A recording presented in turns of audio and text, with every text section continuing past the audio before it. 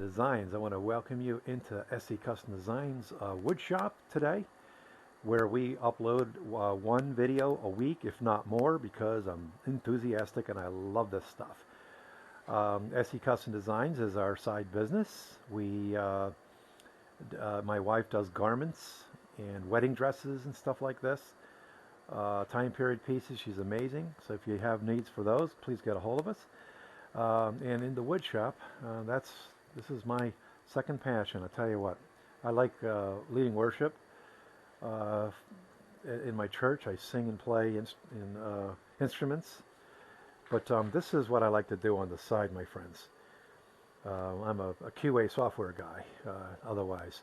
So welcome to my shop. What we're going to call this episode for this week is reclaiming.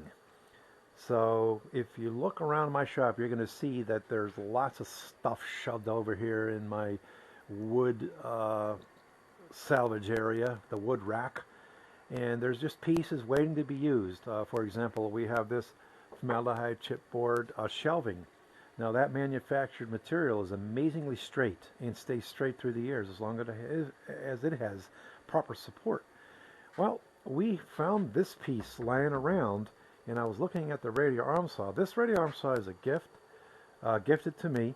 And if you look and inspect closely, this unit that was put on here, apparently 118/16. I think I just threw it on there real quick so I could start utilizing this amazing Sears Craftsman 10-inch. But as you could see, I'm underutilizing the actual distance that I can get out of the saw. We have a full 18 inches cut. You could see that it stops exactly at 18 inches. When I push it back, whoops, there's where this should be beginning, at the back of this sled here, so this fence. Okay, so what we're going to do is we're going to take off this here, and we're going to reclaim this that I found on the side of the road. This is really heavy formaldehyde chipboard.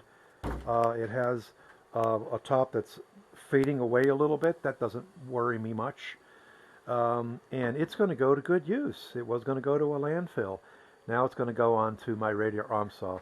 Now I'm still in I call it wood shop Hades, because I had an accident. I fell on ice, and I can't use my right arm yet. I've been graduated into this brace here. So what I'm going to do is simply mark where I need these cuts, and I'm going to offer a snack to somebody who will actually make the cut for me. So, you know, when you're a woodworker and you just love to work with wood, nothing's going to let you down, but you have to be realistic. So I have 2 more weeks in woodshop Hades. It's kind of like a purgatory for me. I just gotta wait my time. So however, I'm just doing things that I actually can do without hurting myself, like the reorg. That video just went up yesterday. I think this is the first day of Pesach. Oh, by the way, Chag Sameach lekol hachaverim sheli be'eretz Israel. So it's Passover. Happy holidays to you guys in Israel and all over the world, really, that are celebrating Passover. And also Happy Easter to those who are celebrating resurrection of our Lord. He is actually alive every day. I treat every day as Christmas, by the way. That's why on the front of my house I have lights that stay on 24/7. So there you go. Back to my episode where we are reclaiming this piece of wood, and we're going to put it on and repurpose it, the 10-inch radial arm saw. So really I can start doing some things like dusting off the piece of wood. By the way, this is my name in Hebrew. It says Stephen Larkin, and this was September 21st, 1980.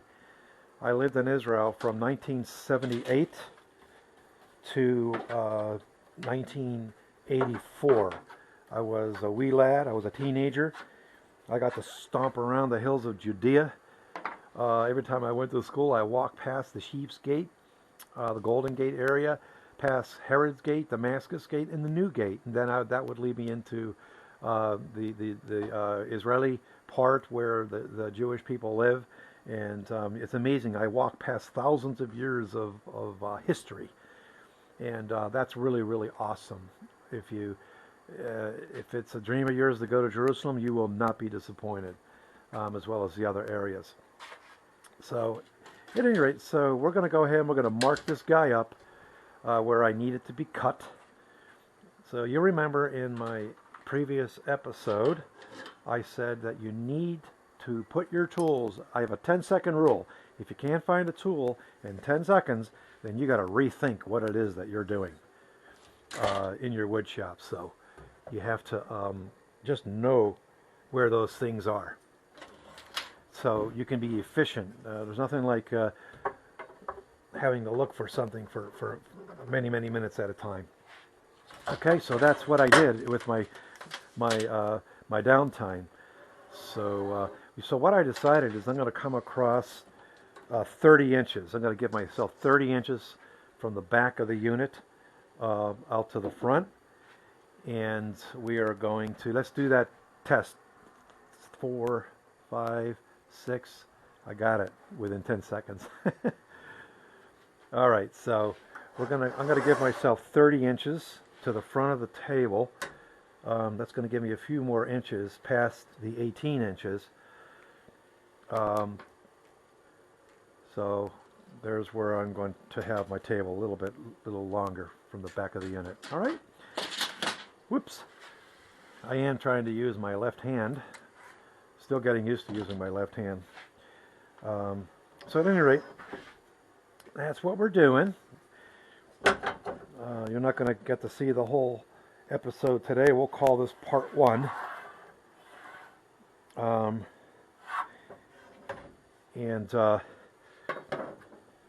This will be part 1. I'm going to try to get my son to do the cutting for me.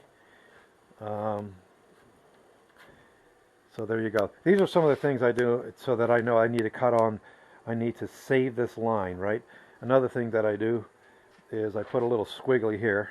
You may do the same. That way you know this is the waste, or otherwise I can put W on there for waste. So this is what I want to save. Okay, so the measurement of this across is a little more than 24 inches. This guy is under 24, you know, and that's just fine for me. This is going to be fine to do what I got to do. All right, so really all I have to do is cut this. So I have to put that line on the other side as well. So, okay, you guys come back. This is part 1. Not too terribly exciting, right? But, you know, I don't buy everything brand new, and I'm just blessed to be folks know that I work with wood, and they'll give me things. So this was given to somebody who's given to somebody. So it's here in my shop, and as long as I have some life out of it, I'm going to continue using it. On a previous episode, I showed that, oh, this is also reclaimed wood. I put wheels underneath this unit. This is a very heavy unit. It weighs more than me, my wife, my whole family.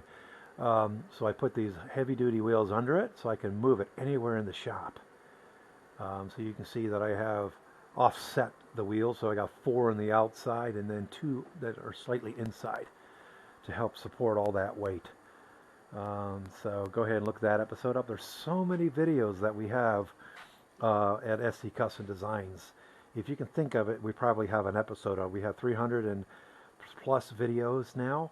We're up to 175 subscribers yesterday evening. That was March 29, I think. We got another subscriber. It's awesome.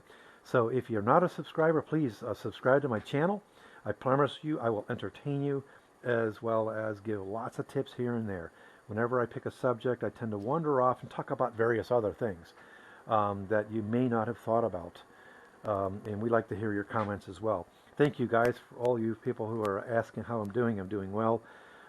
It's just like I said, I'll be out of purgatory in the next couple of weeks. So in the meantime, I just have to be good, and not injure myself any further, just heal up. So, all right, thanks once again for stopping into the shop of SE Custom Designs.